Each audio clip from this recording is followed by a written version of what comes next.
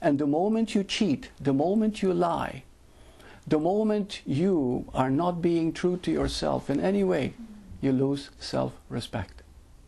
It's so subtle. When you're angry, when you're frustrated, when you're irritable at things around you, it's nothing more than losing self-respect. That's all it is. You're not respecting yourself. It is very, very subtle. But what is self-respect? You see? You know that you have lied. You know that you weren't real. You know that you judged that person or that thing. You see? And somehow, even though you say to yourself, no, I'm right, I'm doing this, it's blah, blah, blah, blah, blah. No matter how much you justify it, you still don't feel good. And that feeling of no goodness is the blockage of the presence that you are. You see, all we need to do, when people ask me, but I know all this, oh, I hear it so often. No, you don't. If you're not living it, you don't know it.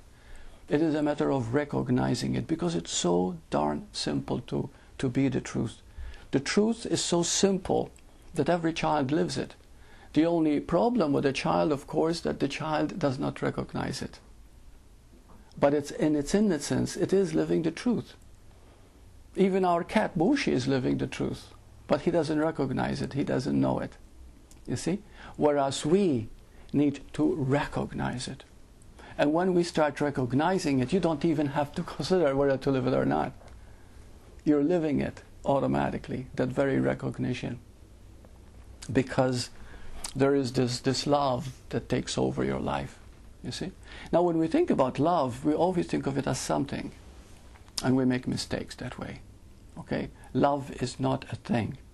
Love is not something. Love and presence are one and the same thing. There is no separation between the two. See? But the moment you try to gain something to make it personal, you have extricated yourself from the oneness. Without realizing it, of course. You do it through ignorance, through unawareness. I'm going to gain something.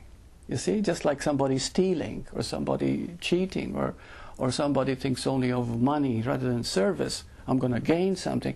The moment you think you're going to gain something, you're actually, in the overall, you are losing. You see? Because you're losing that sense of peace where you can sleep well at night, when you can be feeling that purity inside. You know what purity is? You know, many times when we study religion or Christianity, we have to be pure. That's not purity.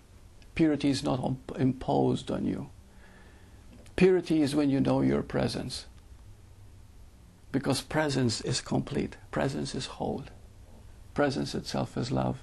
And it is not attained, it is not controlled, it is not done anything. The moment you realize it, you see, immediately you're aware. You're aware.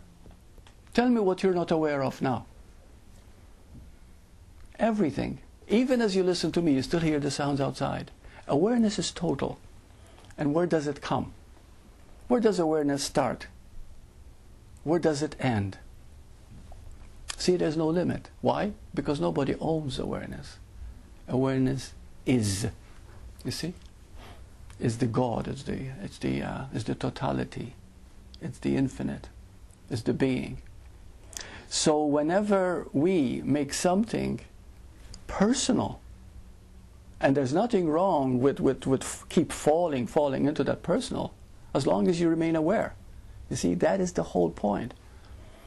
You begin to feel irritable, you begin to feel uncomfortable, you begin to start to protect and defend yourself, you see, because you have lost actually respect for yourself.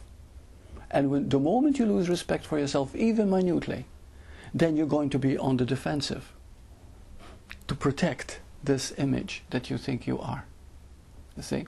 So, now these are some of the things that I had collected. The belief that you're a separate person.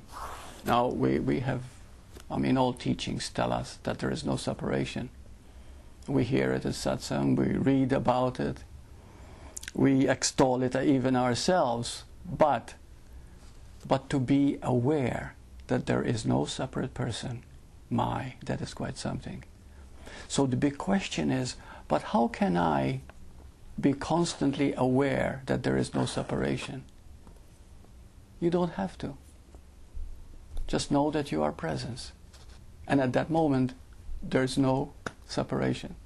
Right now, be the presence you are. Where is the separation? You see?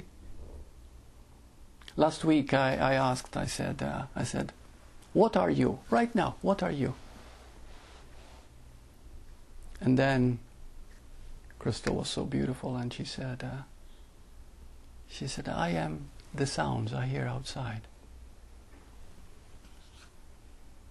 And that was beautiful. That was actually touching. You see? Because you are whatever you are aware of. You see? Right now, if I were to ask you, what are you right now? Really? Oh, you have a lot of images about yourself. But what you are is everything that you're experiencing, everything that you are seeing and hearing and knowing. You see? That is all you.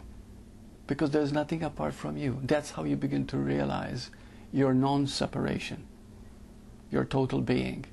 And then when you see, you automatically become responsible. Now when I say responsible, I don't mean feeling responsible for somebody else's act or for whatever. Responsibility simply means this: being responsible, the ability to respond to this moment. You see, that's what responsibility means. How you respond in this moment. If you're responding from presence, then you're being responsible. If you don't respond from presence, then you're not being responsible. It is really that simple. You know. Let me give you an example, because this might not be very clear. One time a woman asked me, how do you become, respond to the moment? And that's being responsibility. I said, well, one time you were coming to Satsang and your child was sick. But you had never missed a Satsang before. But this time your child was sick. What was the immediate thing? The child was sick.